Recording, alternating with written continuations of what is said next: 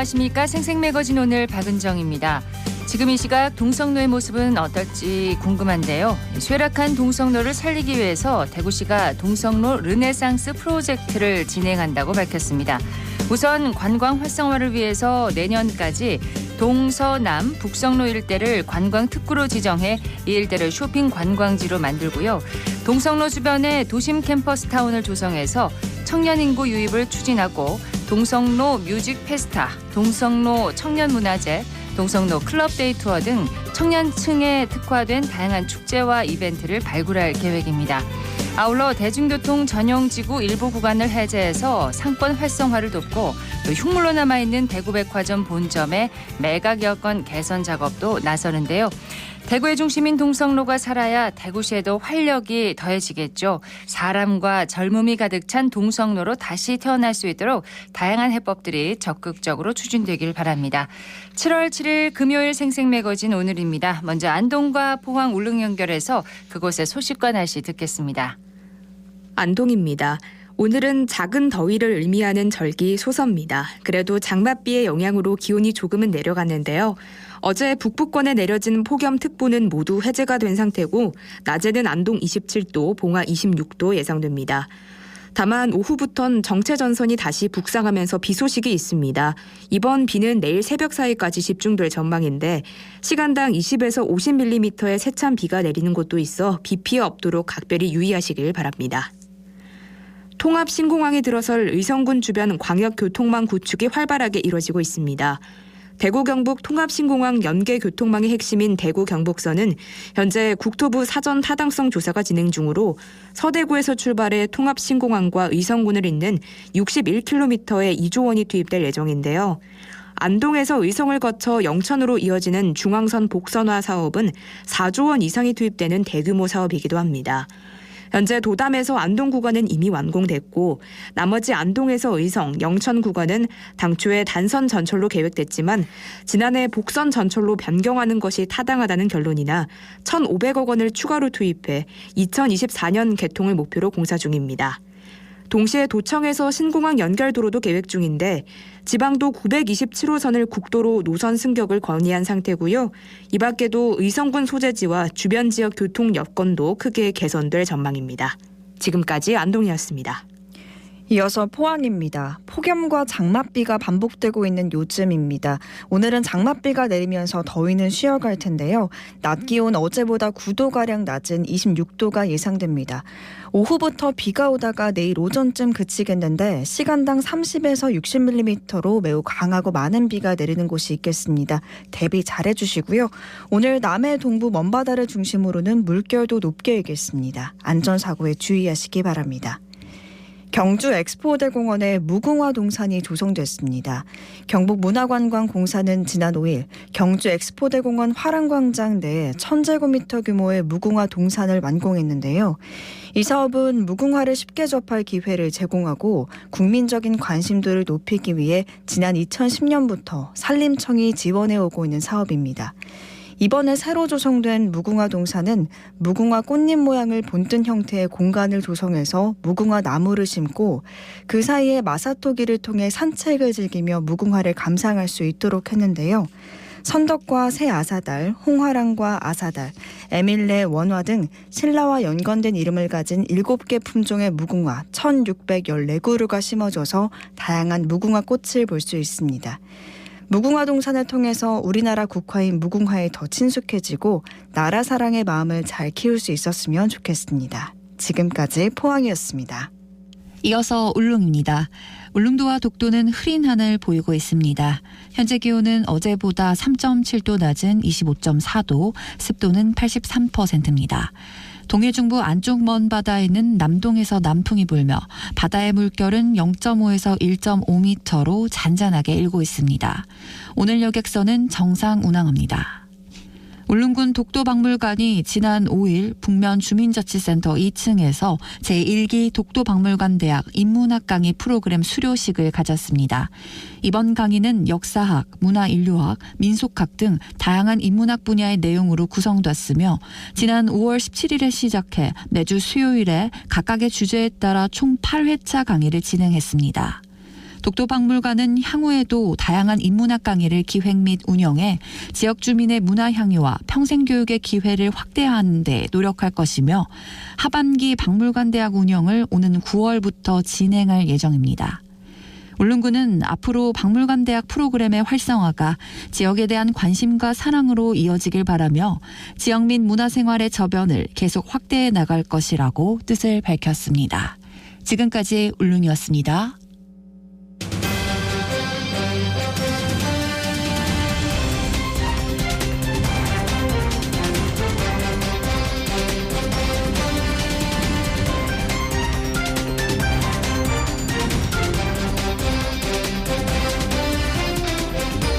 금요일의 생생매거진 오늘입니다. 11시 11분 지났습니다.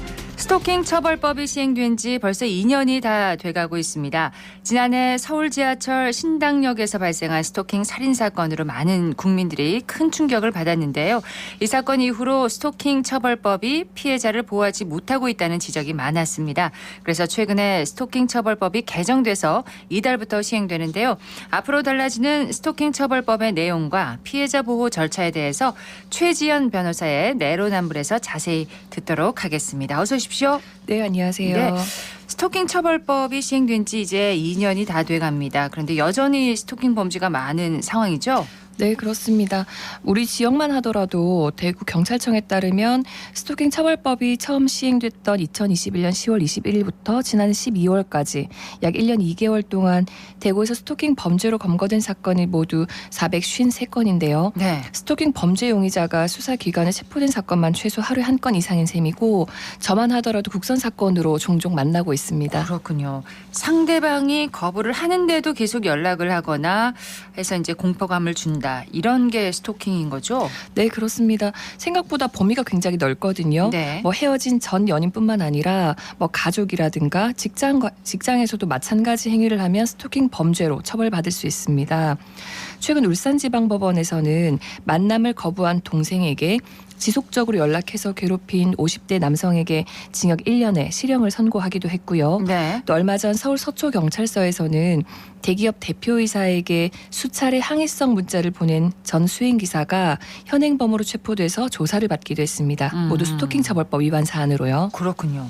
스토킹 처벌법이 근데 왜 개정됐는지 그 얘기를 하려면 지난해 있었던 신당역 스토킹 살인 사건에 대해서 이제 얘기를 하고 넘어가야 될 것 같은데 당시 사건에 대해서 좀 얘기를 해주세요. 네, 다들 여전히 기억하고 계실 텐데 지난해 9월 당시 서울교통공사 직원이었던 가해자 전주환 씨가 입사 동기였던 피해자를 약 3년 동안 지속적으로 스토킹했고 근데 흉기로 잔혹하게 살해한 사건이 있었습니다. 네. 문제는 이 전주환이 스토킹 처벌법 위반으로 재판을 받는 중이었는데 그럼에도 접근 금지 명령 같은 가해자에 대한 감시 조치가 전혀 이루어지지 않았고 구속되지도 않았습니다. 또 여전히 공사 직원 신분이었기 때문에 내부 전산망을 이용해서 피해자의 정보를 확인하고 계획적으로 범행을 저질렀거든요. 네. 그래서 이 사건으로 스토킹 피해자 보호가 미흡하다는 지적이 나왔습니다. 스토킹 처벌법 위반으로 재판을 받는 중에 이런 일을 저질렀습니다. 예, 맞습니다. 그러니까 기존 스토킹 처벌법만으로 이제 피해자 보호가 미흡하다 이런 지적을 통해서 법이 개정된 건데 어떻게 개정된 건가요? 네, 우선 가장 중요한 것은 반의사 불벌죄 규정 폐지입니다. 사실 스토킹 행위와 관련해서 피해자 보호 조치가 마련되어 있긴 하지만 반의사 불벌죄라고 해서 피해자가 가해자의 처벌을 원하지 않는다 이렇게 의사만 밝히면 가해자를 처벌할 수가 없거든요. 그렇다 보니까 가해자가 합의를 위해서 피해자의 의사와 무관하게 계속 찾아가거나 연락하는 2차 피해가 발생하기도 했고요. 이것도 스토킹이네요. 예, 맞습니다. 네. 그리고 또 이런 과정에서 피해자가 다시 보복을 당하지 않기 위해서 어쩔 수 없이 가해자와 합의하는 일도 많았거든요. 네. 그래서 개정법에서는 반의사 불벌죄를 폐지해서 지금 이제 7월이죠. 7월부터는 피해자의 의사와 무관하게 처벌할 수 있도록 됐습니다. 스토킹 처벌법에서 반의사 불벌죄 폐지는 윤석열 대통령의 대선 공약이기도 했었는데 그리고 이제 온라인에서의 행위도 포함된다면서요? 네, 최근에는 사실 온라인상에서 교묘하게 이루어지는 괴롭힘이 많잖아요. 예. 그런데 기존 법에 규정된 스토킹 범죄 중에 온라인에서의 행위에 대한 내용이 없었기 때문에 제정 초기부터 이 내용을 포함해야 된다는 의견이 많았습니다. 그래서 이번 개정법에서는 스토킹 범죄 유형에 정보통신망을 이용해서 음성, 문자, 사진, 영상 메시지를 전송한 행위 일체가 새롭게 포함됩니다. 네. 그리고 상대방의 개인정보나 위치 정보를 제3자에게 제공, 배포, 게시하거나 또 신분 관련 정보를 도용해서 사칭하는 행위도 스토킹으로 명문화됐는데요. 사회관계망 서비스, 그러니까 SNS를 이용한 온라인 스토킹을 처벌할 수 있는 근거가 마련된 겁니다. 또 이런 경우는 증거가 좀 있잖아요. 예, 그렇습니다. 오히려 증거가 더 명확한 부분이기도 그러니까요. 하죠. 예. 수사 단계에서 이제 잠정 조치도 강화됐다는데 우선 스토킹 관련 신고가 접수됐을 때 경찰이 취할 수 있는 조치부터 설명을 좀 해주세요. 네, 이제는 스토킹이 범죄이기 때문에 경찰은 스토킹 관련 신고가 접수되면 스토킹 코드를 지정하고 과거 신고 이력이라든가 사건 정보를 관련 부서와 공유합니다. 경찰이 취할 수 있는 조치는 응급조치, 긴급응급조치, 그리고 잠정조치가 있는데요. 그중에서 응급조치는 스토킹 행위 신고를 받은 경찰관의 의무조치사항이라고 보시면 됩니다. 예. 구체적으로는 우선 스토킹 행위를 제지하고 중단하라고 통보합니다. 그리고 이것으로 처벌받을 수 있다는 경고를 하는 것이고요. 그리고 가해자와 피해자를 분리하고 수사를 진행합니다. 네. 그리고 피해자에게는 긴급 응급 조치라든가 잠정 조치에 대해서 안내를 해주고 피해자가 동의하는 경우에는 상담이라든가 보호 시설에 인도를 하고 있습니다. 어떻게 보면 기본적인 조치라고 할 수가 있겠네요. 예, 맞습니다. 예. 응급조치 다음 단계인 긴급 응급조치는 뭔가요? 네, 스토킹 행위 신고와 관련해서 지속적이거나 반복될 우려가 있다든가 아니면 스토킹 범죄 예방이 시급하다고 판단될 때 경찰관이 직권으로도 가능하고 또 피해자의 신청이 있는 경우에 100m 이내 접근 금지라든가 전기통신 이용 접근 금지, 그러니까 문자라든가 전화를 금지하는 것도 할 수 있습니다. 네. 다만 이것은 법원의 사후 승인을 신청해야 하는데요. 피해자의 안전과 2차 피해 예방하기 위해서 경찰 단계에서 가장 적극적으로 취할 수 있는 조치입니다. 그런데 이런 조치는 1개월만 가능하고 연장이 불가능하거든요. 그렇군요. 이후에는 법원의 결정을 받아서 진행되는 잠정 조치를 해야 합니다. 이번에 잠정 조치 부분에 추가된 게 있다면서요? 네, 방금 언급한 것처럼 잠정 조치는 스토킹 범죄의 재발 우려가 있을 때 법원을 통해서 조치하는 절차인데요. 더 강력하네요. 예, 맞습니다. 우선 1호 서면 경고, 2호 100m 이내 접근 금지, 3호 전기통신 이용 접근 금지, 그리고 4호 유치장 구치소 유치 4가지가 있습니다. 그중에서 3호 전기통신 이용 접근 금지는 최대 6개월까지, 그리고 4호 유치장 구치소 유치는 1개월 이내에서 가능한데요. 네. 이번 법 개정으로 3호의 전기통신 이용 접근 금지는 최대 6개월에서 9개월까지 가능해졌고요.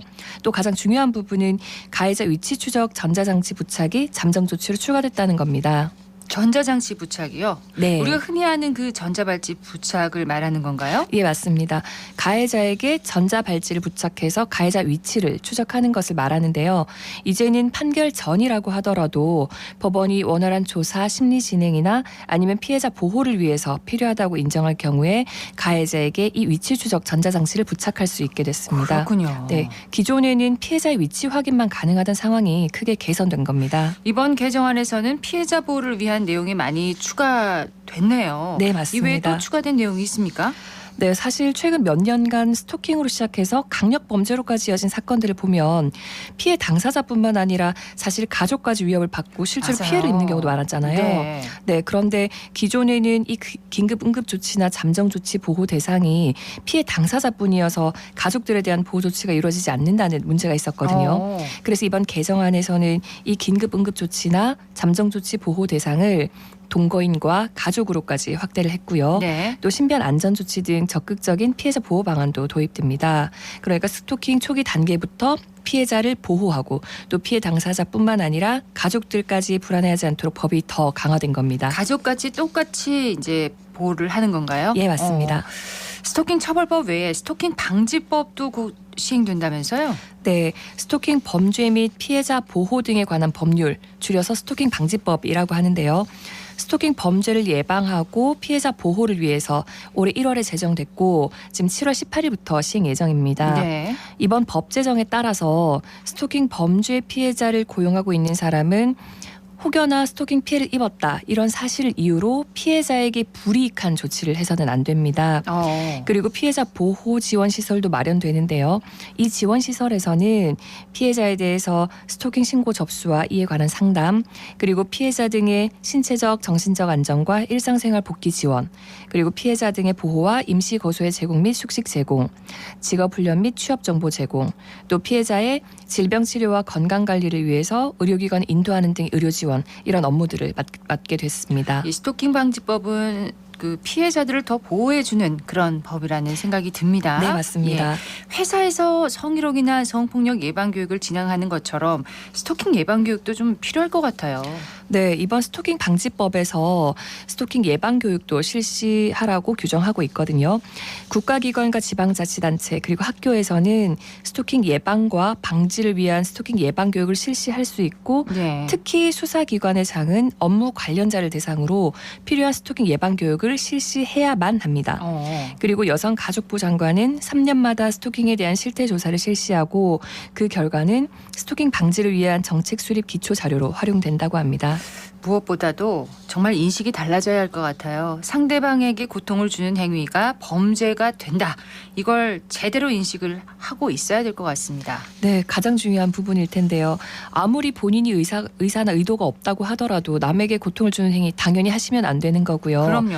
특히 앞서 말씀드린 것처럼 이제 스토킹 처벌법에서는 스토킹 반의사 불벌죄가 폐지돼서 피해자 의사 관계없이 처벌받게 되는 범죄 행위입니다. 합의가 안 되는 거죠, 피해자와. 예, 그렇습니다. 예. 뭐 합의를 하시면 양형에서 참작은 되겠지만 처벌 안 받는다. 아무것도 아니다. 절대 이런 부분이 아닙니다. 예. 그러니까 남에게 고통을 주는 스토킹 행위 절대로 하시면 안 되겠습니다. 스토킹이 이 명백한 범죄 행위라는 걸 명심하셔야겠습니다.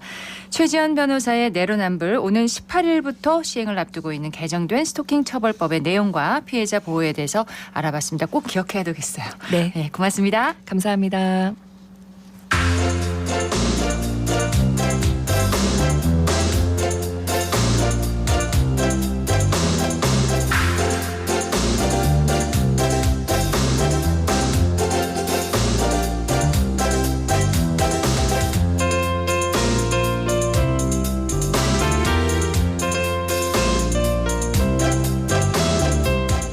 KBS 대구에서는 매달 100세 건강 강좌를 진행하고 있습니다. 7월 강의에 앞서서 서유리 리포터가 관련 주제에 대해서 이야기를 직접 먼저 듣고 왔다고요?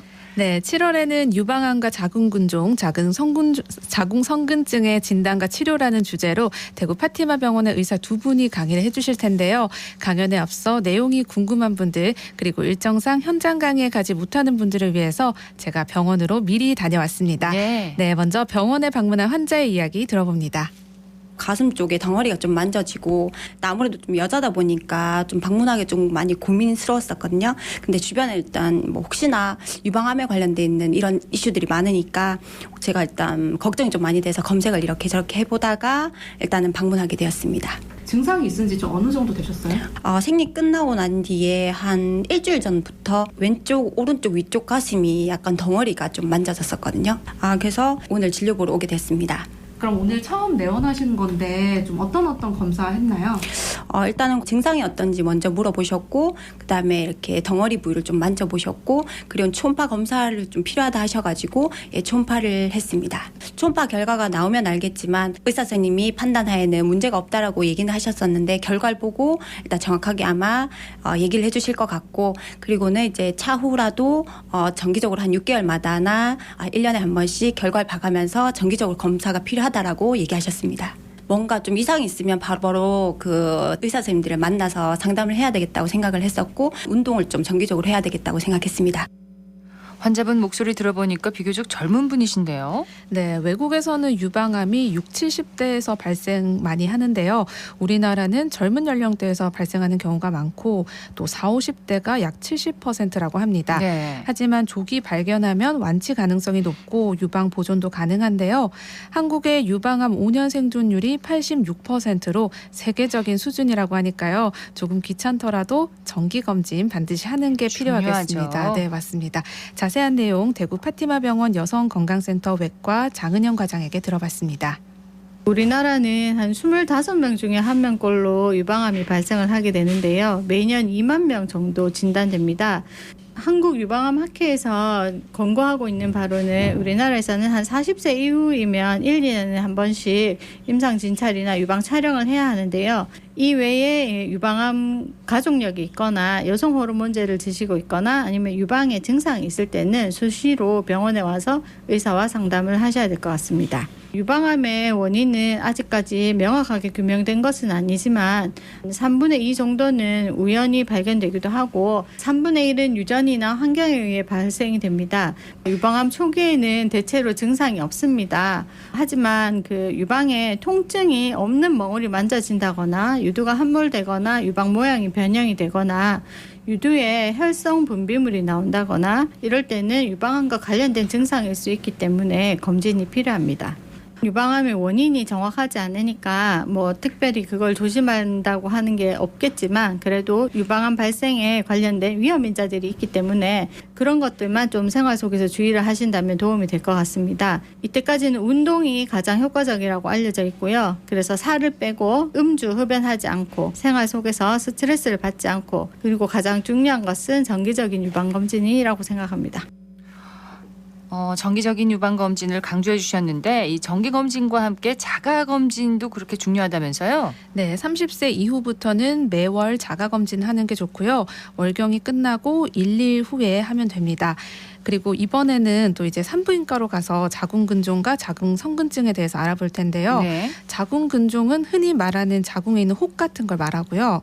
이 밭에서 감자를 캐듯이 정상 자궁 근육층에 생긴 다른 조직만 뽑아낼 수 있다. 이렇게 의사분이 설명을 하시더라고요. 근종은요? 네. 근데 반대로 이제 자궁성근증은 자궁 근육층 전체가 딱딱하게 되기 때문에 벽 전체를 잘라내야 할 수도 있다고 하더라고요. 이 산부인과 박내훈 과장에게 자세한 이야기 들어봅니다. 자궁근종은 호발 연령은 보통 30, 40대인데 최근에는 20대 환자들도 좀 증가하고 있고요. 생리량을 증가시킨다든지 통증을 유발한다든지 아니면 임신에 영향을 줄 수 있기 때문에 산부인과에서 흔히 진단되고 간단하게 치료할 수 있는 그냥 질병이라 보시면 됩니다. 자궁근종이 아직 정확한 원인은 아직 밝혀진 것은 없습니다. 하지만 이제 여성 호르몬이랑 이제 관계되고 있다는 게 가장 이제 일반적으로 받아들여지는 가설입니다. 초경 이후에 폐경되기 전까지 근종이 많이 자라고요. 폐경이 되고 나면은 이제 근종의 크기가 줄어들거나 더 이상 생기거나 그럴 가능성은 적습니다. 자궁성근증도 정확한 원인은 아직 밝혀지지는 않았습니다. 하지만 분만이나 자궁근종 소파술 등 이전에 자궁 내막에 손상을 좀 받아서 이 조직이 자궁근육층에 침범한 경우에 잘 생긴다고 되어 있지만은 이런 시술 없는 환자들한테서도 요즘에는 많이 발생하고 있습니다. 증상은 생리량이 증가하든지 아니면 생리기간이 증가한다든지 없던 생리통을 유발하든지 기존의 생리통이 심해지는 증상이 나타날 수 있습니다. 자궁근종과 성근증은 개인 맞춤형 치료가 필요합니다. 만약에 아직 임신을 안 했거나 아니면 임신을 원하는 환자 같은 경우에는 가능하면은 보존적 치료나 아니면 약물 치료, 수술을 하더라도 병변만 제거하는 병변을 권해드리고요. 분만을 다 하거나 증상이 너무 심한 경우, 광범위한 병변이 있을 경우에 일부 환자들한테서는 자궁을 다 드러내는 것을 권유해드리기도 합니다. 자궁근종과 자궁선근증에 대해서 특별히 좀 알아야 될 게 있을까요? 네, 이 자궁근종과 자궁성근증은 임신 기간 중에는 사실 치료가 많이 제한된다고 합니다. 네. 그래서 임신 계획이 있으신 분들은 미리 검진을 받고 혹시라도 병변이 발견된다면 수술 등 치료를 이제 그 전문의와 상담을 해서 미리 받는 게 중요하다고 합니다. 네. 오늘 보니까 정기검진이 참 중요하다는 거 다시 한번 깨닫게 됐습니다. 맞습니다. 네, 유방암과 자궁근종, 자궁성근증 진단과 치료에 대해서 자세하게 알고 싶은 분들은 7월 10일 월요일 오후 2시 KBS 대구 TV 공개홀로 오셔서 100세 건강강좌 들어보시면 좋겠습니다. 네, 다음 주 월요일이네요. 그렇죠? 네, 맞습니다. 예, 월요일 오후 2시 KBS 대구 TV 공개홀에 여러분들 많은 참여 바랍니다. 서유리 리포터 잘 들었습니다. 네, 고맙습니다.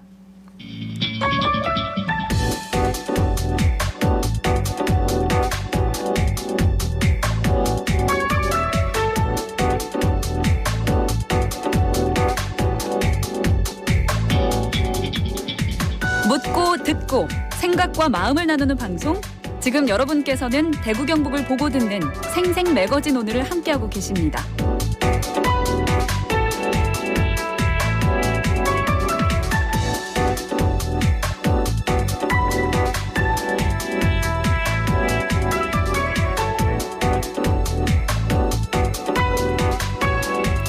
7월 7일 금요일 생생매거진 오늘입니다. 11시 29분 30분을 향하고 있습니다. 기자의 눈으로 지역의 현안과 이슈를 들여다봅니다. 영남일보 서민지 기자와 함께합니다. 어서 오세요. 네, 안녕하세요. 네, 서 기자가 주목한 주제는 오늘 뭔가요? 네, 전국적으로 지방 소멸 위기가 현실화되고 있습니다. 대구, 경북 지역 역시나 지방 소멸 위기의 한복판에 있는데요. 예. 마침 오는 10일에 윤석열 정부의 지방정책총괄 컨트롤타워인 지방시대위원회가 공식 출범합니다. 오늘은 우리 지역 지방소멸 진행 속도와 현황 또 그리고 윤석열 정부의 지방시대가 제대로 열릴 수 있을지 그 전망을 살펴보려고 합니다. 우리나라는 유독 수도권 집중 문제가 심각합니다. 네, 대한민국이 국토 골다공증에 걸렸다는 소리까지 나오는데요. 이 의미가 뭐냐면 골밀도가 줄어들어서 뼈 곳곳에 구멍이 생기는 것처럼 지방 곳곳이 텅 비어간다는 얘기입니다. 국토 골다공증. 네. 심각한 말이네요. 예. 지방 식민지론도 일찌감치 나왔었는데 서울을 비롯한 수도권으로 모든 것이 집중되면서 지방은 수도권 제국의 식민지로 전락하고 있다는 거죠. 수도권 제국이라고 할 만한 지표가 있나요? 네, 2020년 기준으로 우리나라 전체 인구의 50.24%가 수도권에 거주하고 있습니다. 수도권 면적은 국토의 11.8%에 불과한데 여기 절반이 넘는 인구가 살고 있는 거죠. 예. 특히 청년층인 2030 세대는 수도권 거주 비율이 54.5%로 가장 높습니다. 국내 1000대 대기업의 74%도 수도권에 몰려 있고 그야말로 기형적인 구조라고 할 수 있겠습니다. 그렇습니다. 그에 비해서 지역, 특히 대구, 경북 점점 입지가 좁아지고 있어요. 네, 소멸 위기가 현실화되고 있는데요. 지난해 산업연구원이 발표한 K지방소멸 지수에 따르면 전국 228개 시군 가운데 소멸 위기 지역은 59곳으로 나타났는데 다수의 경북 지자체들이 여기 포함됐습니다. 우선 울릉, 봉화, 청송, 영양군은 소멸 위험 지역으로 분류됐고 네. 청도, 영덕, 울진, 의성, 군위는 소멸 우려 지역에 포함됐습니다. 지난 2021년에 정부가 지정한 인구 감소 지역에도 경북의 16개 시군이 들어가면서 전남과 함께 가장 많았고요. 또 대구의 서구와 남구도 인구 감소 지역으로 지정됐었습니다. 대구 경북 지역의 인구 감소 속도를 한번 살펴볼까요? 네, 보통 대구 경북 지역을 합친 인구를 550만 명이라고들 말했었는데요. 이제 옛말이 됐습니다. 지금 대구 경북을 합친 인구는 500만 명에도 미치지 못하고 있습니다. 그래요? 네, 국가 통계 포털에 따르면 대구 지역 주민등록 인구수는 지난 2012년 250만 5,644명, 또 2017년에 247만 5,231명, 지난해에는 236만 3,691명으로 집계됐습니다. 네. 불과 10년 전에 250만 명 선을 유지했지만 이제는 230만 명대로 내려온 건데 올해 5월 기준 인구는 235만 7,332명입니다. 네, 경북 지역 인구는 어떻습니까? 경북 지역은 더 심각한데 올 들어서 하루에 45명꼴로 인구가 사라지고 있습니다. 하루에요? 네. 경북 인구는 5월 말 기준으로 259만 726명인데 1월에 주민등록상 인구수가 259만 7,527명이었다는 점을 고려하면 최근 5개월 사이에 7,000명 가까운 인구가 빠져나간 겁니다. 네. 경북은 대구와 분리된 1981년 인구수가 319만 명을 찍은 이후에 인구 감소세가 지속하고 있는데 2016년까지 인구수 270만 명대를 유지했지만 지난 2017년 1월에 269만 8,803명을 기록하면서 270만 명 선이 무너졌고요. 네. 올해 1월에는 260만 선마저 깨졌습니다. 그렇군요. 전체 인구가 줄어드는 것도 문제겠습니다만 이 청년층 인구가 크게 줄어들고 있다는 것은 더 큰 문제가 아니겠습니까? 이 상황이 통계적으로도 드러났죠? 네, 대구에서 순유출이 계속해서 발생하고 있다는 게 확인됐는데요. 이 중에서도 청년층의 순유출이 가장 많습니다. 네. 순유출이란 전입보다 전출이 많은 전출 초과 상태를 뜻합니다. 그렇군요. 자, 청년층이 어느 정도 순유출된 겁니까? 동북지방통계청에 따르면 지난해 대구 순유출자는 11,519명으로 1995년에 비해서 약 2.5배 증가했습니다. 순유출은 20대 이상 대부분 연령층에서 발생했는데 특히나 20대의 수도권 순유출자는 지난해 7,725명으로 1995년 대비 57% 증가했고요. 네. 30대는 1995년 대비 1,362명이 늘어났습니다. 그렇군요. 이렇게 되면은 고령화는 가속화되겠죠. 네, 지난 5월 전국의 평균 고령 인구 비율은 18.4%였는데 대구는 18.8%로 평균치를 넘어섰습니다. 통상 그 경기도를 제외한 도지역을 중심으로 고령자 비율이 현저히 높은 특성을 보이지만 대구와 부산만큼은 예외였는데요. 네. 전국 수준보다 빠르게 소멸이 진행되고 있는 유이한 도시 지역인 셈입니다. 더욱이 그 통계청은 대구의 고령 인구 비중이 2030년에는 27%, 또 2050년에는 42.1%까지 늘어날 것이라는 예측 결과를 발표하기도 했습니다. 고령 인구의 비중이요. 생산 가능 인구는 줄어들고 상대적으로 고령 인구 비중이 늘어나는 상황이 아무래도 사회에 미칠 영향은 크겠죠. 네, 이 현상을 이른바 인구 조로 현상이라고도 합니다.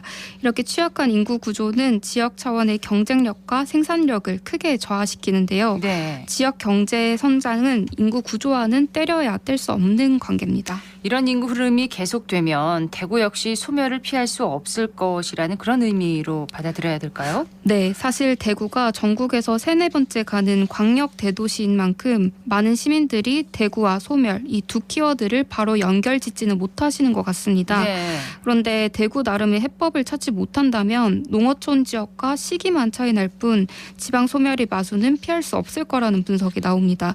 학계에서도 대도시 역시 지방 소멸 위기에서 예외일 수는 없다고 일찌감치 이야기해왔습니다. 학계에서 이런 내용을 좀 분석을 했나 봅니다. 네, 지난해 경제인문사회연구회가 그 보고서를 통해서 대구와 부산은 현재 지방 소멸의 상당 부분이 진행됐다면서 다른 지역과 달리 변화 속도도 빨라서 특단의 대책이 요구되는 지역이라고 밝힌 바 있습니다. 네. 또 비수도권의 많은 지역이 초고령화로 인해서 이미 지방 소멸이 진행되고 있으며 이에 더해서 수도권과 광역시도 빠른 속도로 지방 소멸을 향해 다가가고 있다는 것을 의미한다고 그렇군요. 했습니다. 그리고 또 우리가 그 지방 소멸에 대해 진지하게 고민해야 하는 이유라고도 짚었습니다. 네, 실제로 대구 안에서도 인구 감소 지역으로 지정되면서 소멸 위기를 몸소 느끼는 곳이 있죠. 네, 서구와 남구인데요. 지난 2021년에 인구 감소 지역으로 지정됐습니다. 이렇게 지정되면 지방소멸 대응기금 차등 배분, 또 국고보조사업 공모 우대 등 혜택을 받을 수 있다는 장점이 있지만 네. 낙후도시라고 한번 달린 그 꼬리표를 떼기란 쉽지가 않습니다. 실제로 두 구는 꾸준하게 전출 인원이 발생하고 있습니다. 그렇군요. 다른 도시뿐만 아니라 같은 대구 내에서도 이사를 많이 하고 있는데요. 지난해 서구를 떠난 2030 세대는 7,300여 명이고요. 전체 전출 인구의 59.1%를 차지했습니다. 또 지난해 남구를 떠난 젊은 층은 9,700여 명으로 전체 전출 인구의 53.6%입니다. 경북도 마찬가지가 아닌가 싶은데 만성적인 청년 유출 문제를 안고 있죠. 네, 지난해 경북 청년 전입자는 10만 8,833명인 반면 전출자는 12만 616명으로 집계됐습니다. 전출 청년들이 수도권으로 빠져나가는 비율은 17.6%에 육박했습니다. 네. 지난해 지역 내의 청년 인구 감소는 산업 생산성 감소로 연결됐는데요. 그렇죠. 네, 통계청에 따르면 경북의 생산 연령 인구 비율은 2021년 67.3%에서 2040년 50%, 또 2050년에는 44%로 줄어들 것으로 예상됐습니다. 또 지난해 기준에 그 경북의 65세 이상 인구는 23.7%였는데 네. 이미 초고령 사회에 접어든 상태입니다. 그런데 이런 지역의 인구 유출이 국가적인 문제로 대두되는 이유는 뭔가요? 그 지역 인구 유출이 수도권에도 영향을 미칩니다. 당장 작년의 한국의 그 합계 출산율은 0.78명을 기록하면서 역대 최저치를 갈아치웠는데요. 예. 감사원은 2021년 보고서를 통해서 청년의 수도권 집중과 출산율의 상관관계에 주목했습니다. 청년층이 양질의 교육과 일자리를 찾아서 수도권으로 이동했지만 과도한 경쟁과 미래의 불안 등으로 비혼이나 만혼을 선택함에 따라서 전체 출산율이 낮아졌다는 겁니다. 네. 수도권 집중화가 지방 소멸은 물론이고 역설적으로 국가의 전체 생산성 감소에도 영향을 끼치고 있다는 방증이라고 할 수 있습니다. 그렇군요. 자, 윤석열 정부가 오는 10일에 지방시대위원회를 출범합니다. 지방시대위원회는 어떤 기관인가요? 네, 지방시대위원회는 대통령 소속인데 기존 국가균형발전위원회와 자치분권위원회를 통합한 기관입니다. 지방시대위원회는 지방시대 종합계획을 수립하고 각종 균형발전 시책과 지방분권 과제를 추진하게 되고요. 네. 또한 윤석열 정부의 각종 지역 관련 지역 공약을 총괄하는 컨트롤타워 역할을 맡게 될 전망입니다. 슬로건은 대한민국 어디서나 살기 좋은 지방시대인데 우리 지역이 직면한 문제들도 해결할 수 있을지 관심을 모으는 대목입니다. 자, 앞으로 지방시대위원회의 역할에 좀 기대를 걸어봐야 되겠네요. 네, 이렇게까지 수도권은 쏠리고 지방은 소멸이 과속화되는 것은 아무래도 중앙 주도의 균형 발전 정책 탓이 크다고 생각합니다. 예. 정부가 지난 30여 년간 지역 균형 발전 정책을 펴오기는 했습니다. 그런데 역대 정부마다 국가 균형 발전이라든지 지방 자치권 확대를 공언해 왔었는데요. 예. 그런데 그 지방 소멸이라는 현실에서 알 수 있듯이 실패한 것이나 다름없습니다. 중앙부처 주도의 균형 발전 정책은 한계를 가질 수밖에 없습니다. 그렇죠. 지방이 주도권을 가져야 합니다. 새롭게 출범한 위원회가 이런 점에 초점을 둬야 할 텐데요. 예. 위원회도 이런 점을 잘 인지하고 있는 것으로 보입니다. 지방시대위원회를 이끌게 될 우동기 현 국가균형발전위원장은 최근 국회에서 열린 토론회에서 앞으로 균형발전 패러다임은 지방이 주도적으로 기획해서 추진하고 중앙이 지원하는 형태로 바뀔 것이다. 이를 위한 자치분권과 재정분권은 시대의 흐름이라고 강조했습니다. 네, 지방시대위원회 좀 기대를 걸어보도록 하겠습니다. 영남일보의 서민지 기자였습니다. 고맙습니다. 네, 감사합니다.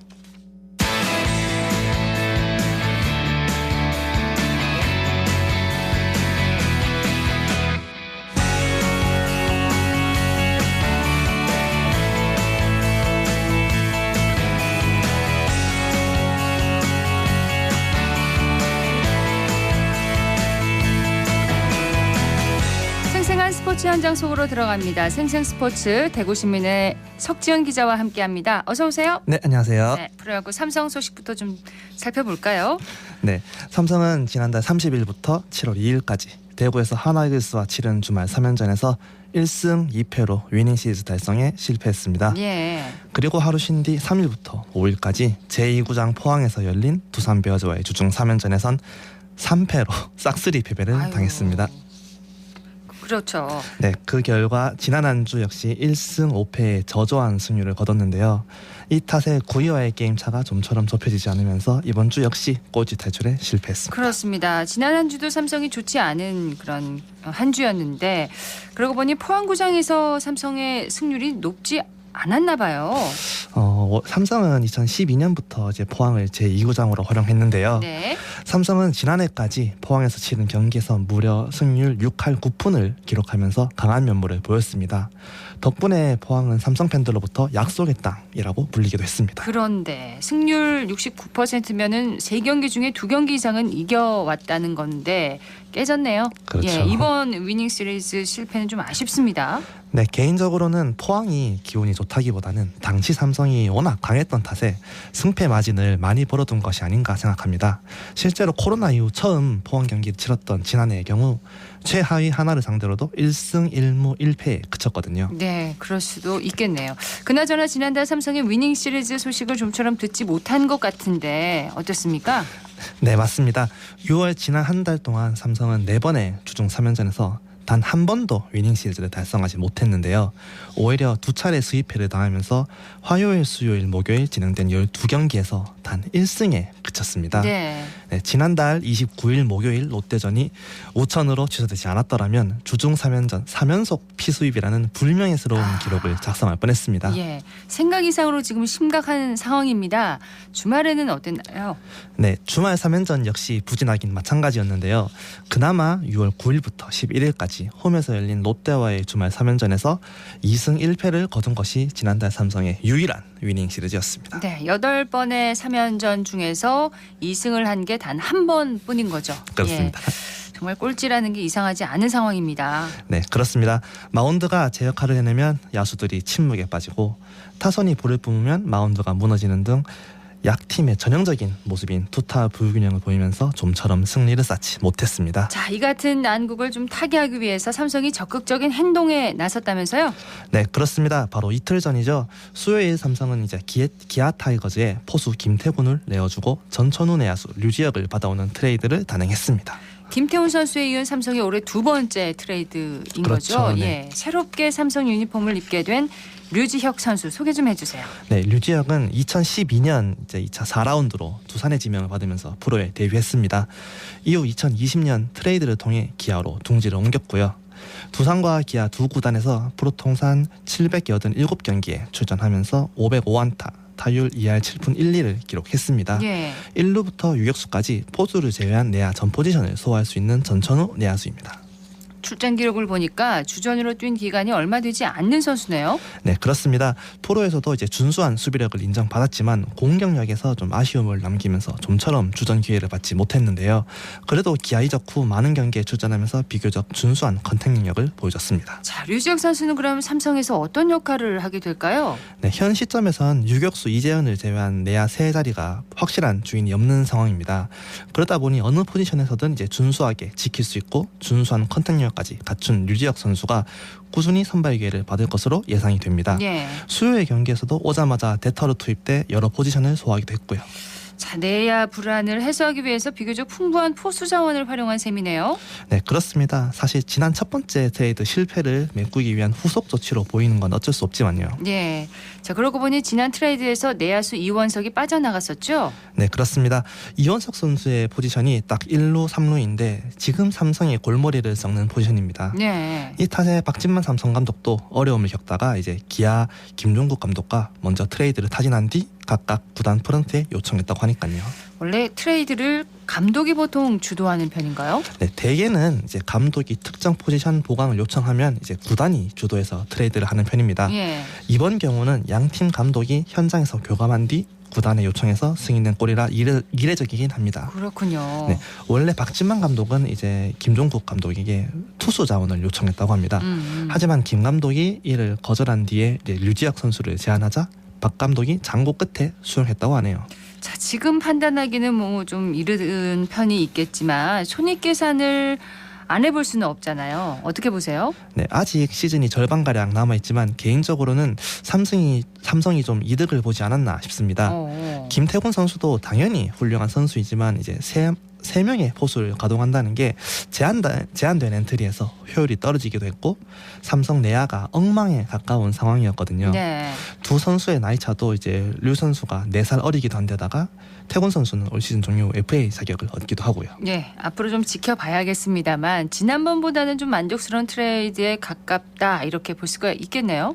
네, 시간이 지나봐야 평가할 수 있겠지만 현 시점에서는 그렇게 보입니다. 류지혁 선수는 또 오자마자 첫 경기에서 이제 첫 안타를 1타점 적시 2루타로 신고하는 등 순조롭게 적응하는 모습을 보여주기도 하고요.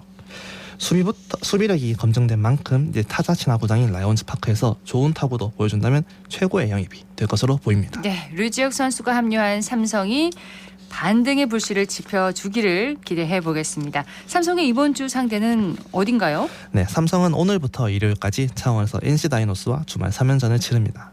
하루 쉰 뒤 11일부터 13일까지는 광주에서 기아 타이거즈와 주중 3연전을 치르면서 올스타 브레이크 전 전반기 마지막 3연전을 치릅니다. 네. 자, 이어서 프로축구 소식으로 넘어가겠습니다. 대구FC가 홈에서 승리를 따내지 못했네요. 네, 그렇습니다. 대구FC는 지난 1일 토요일 홈에서 치른 K리그1 20라운드 수원 삼성 블루윙즈와의 대결에서 1대1로 무승부를 거뒀습니다. 네, 정리 좀 해주시죠. 네, 일찌감치 대팍을 매진시키면서 홈 팬들의 뜨거운 응원을 등에 업은 대구는 전반전부터 공격적으로 나섰습니다. 하지만 최하위 수원은 대구에 맞불을 놓기보다는 수비적으로 나왔고 이게 주요해 대구는 공격적으로 어려움을 겪었습니다. 네. 네, 결국 수원 수비를 뚫지 못한 대구는 전반을 무득점으로 마쳤습니다. 후반 개시 직후 대구는 조진우 선수의 자책골로 선제 실점하면서 끌려갔는데요. 이후 선수들을 대거 교체하면서 고삐를 쥔 대구는 경기 종료 직전 장성원이 돌파 후 정확한 크로스를 올리자 세징야가 헤더로 수원 골망을 흔들면서 가까스로 동점골을 득점하면서 무승부를 기록했습니다. 네. 최하위 팀을 상대로 홈에서 무승부라 좀 아쉬움이 많이 남겠어요. 네, 그렇습니다. 특히 올 시즌 대팍이 벌써 4번째 매진이었던 만큼 많은 시민들이 찾아주셨는데 경기력과 결과 모두 챙기지 못하면서 아쉬움이 남을 수밖에 없었습니다. 네. 여기에 경고 누적으로 다음 경기에 출전할 수 없는 선수도 있죠. 네, 그렇습니다. 수비수 조진우와 황재원이 이제 경고 누적으로 이번 라운드 출전이 불가능한데요. 퇴장 징계 중인 에드가를 포함해서 공수의 핵심 자원들이 모두 빠지게 되는 셈입니다. 아쉬운 소식입니다. 대구에 희망적인 소식은 없나요? 네, 하나 있는데요. 네, 대구는 수요일 브라질 미드필더 벨툴라를 이제 임대로 영입하면서 중원을 강화했습니다.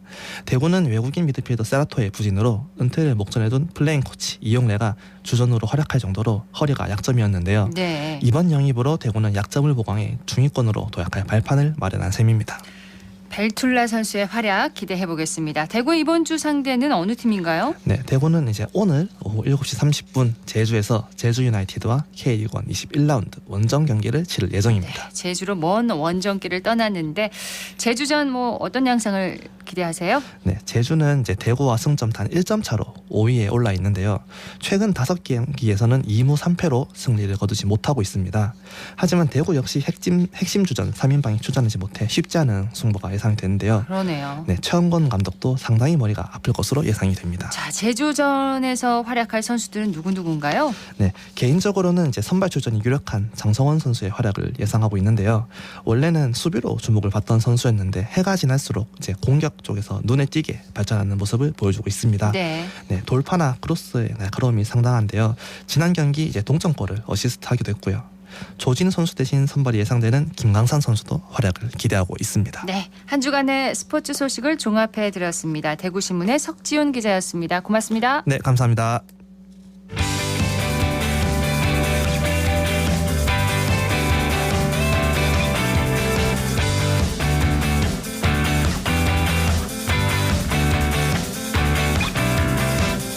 클릭 정보 클립.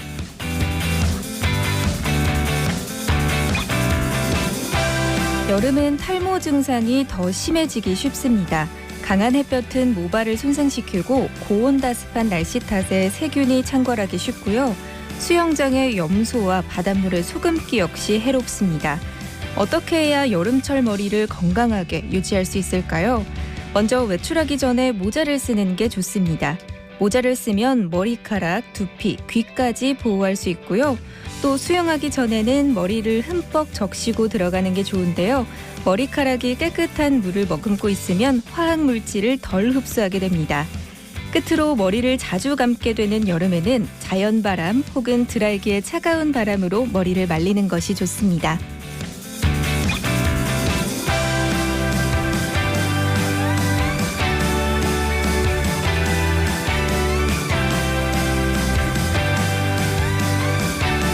취업을 희망하는 모든 여성을 위한 찾아가는 취업상담 굿잡 카페가 다음 주 월요일은 중구 밀밭 베이커리에서 진행됩니다. 이번 행사는 10개 기업이 참여해서 14명을 채용할 예정인데요. 1:1 맞춤형 취업상담과 구인구직 정보, 현장 면접 등 다양한 취업 지원 서비스를 무료로 만나볼 수 있습니다. 현장 방문이 어려울 경우에는 신달서 여성 새로 일하기 센터로 문의하면 직업 상담과 취업 후 사후 관리 서비스도 함께 받을 수 있습니다.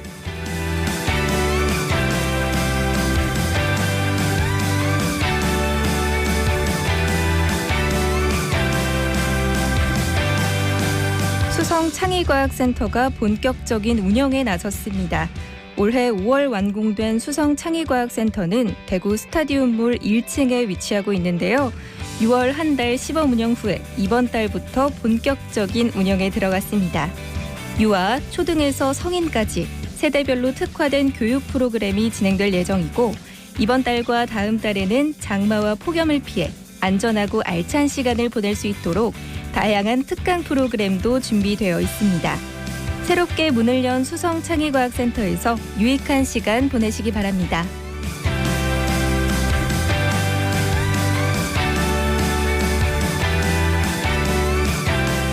대구 두류도서관에서 여름방학을 맞아 2023 어린이 독서툰 대회를 엽니다. 독서툰 대회는 7월 22일 토요일에 대구 지역 초등학생을 대상으로 열리는데요. 독서툰은 책을 읽고 내용을 만화로 나타낸 창작물을 말합니다. 참가 어린이는 지정 도서 중 한 권을 읽고 대회 당일에 읽은 책에 대한 생각이나 느낌을 4컷 이상 만화로 표현해 제출하면 되는데요. 참가를 희망하는 초등학생은 오늘부터 두류도서관 홈페이지를 통해 사전 신청 후 참가가 가능합니다. 어린이들이 독서의 즐거움을 느끼고 상상력을 마음껏 펼치는 대회가 되길 기대합니다.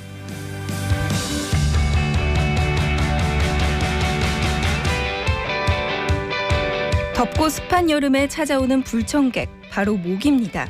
모기 향이나 벌레 퇴치제의 화학 성분 때문에 고민인 분들을 위해서 천연 벌레 퇴치제를 소개합니다. 첫 번째는 계피인데요. 물에 살짝 씻어 물기를 말린 계피를 망에 넣어 모기가 들어오는 길목에 걸어두면 모기를 쫓는 효과가 있습니다. 두 번째, 바싹 말린 오렌지와 레몬 껍질, 그리고 말린 쑥을 태우면 모기와 파리를 쫓을 수 있고요. 마지막으로 모기는 무게가 가볍고 날아가는 속도가 느려서 선풍기를 강풍으로 틀면 모기를 2m 밖으로 쫓아낼 수 있다고 하네요. 지금까지 클릭 정보 클립 서한나였습니다.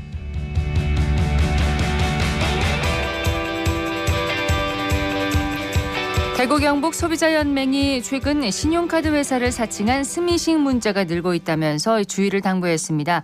해외에서 신용카드가 발급되었으니 본인이 아닐 경우 카드사로 전화하라는 문자를 보내고요. 전화를 하면 개인정보를 확인한 뒤 한국소비자원에 접수를 해야 한다며 소비자상담센터 전화번호를 안내한다고 합니다.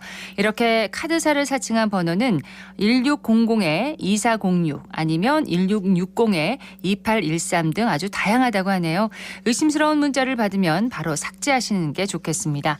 오늘 대구 경북 지역 폭염을 식힐 장맛비가 내리겠습니다. 내일 오후까지 경북 북부에는 5에서 30mm, 대구와 경북 남부에는 30에서 80, 많은 곳은 100mm 이상이라고 하니까요. 비 피해 없도록 유의하시기 바랍니다. 생생매거진 오늘 준비한 소식 여기까지입니다. 박은정이었습니다. 고맙습니다.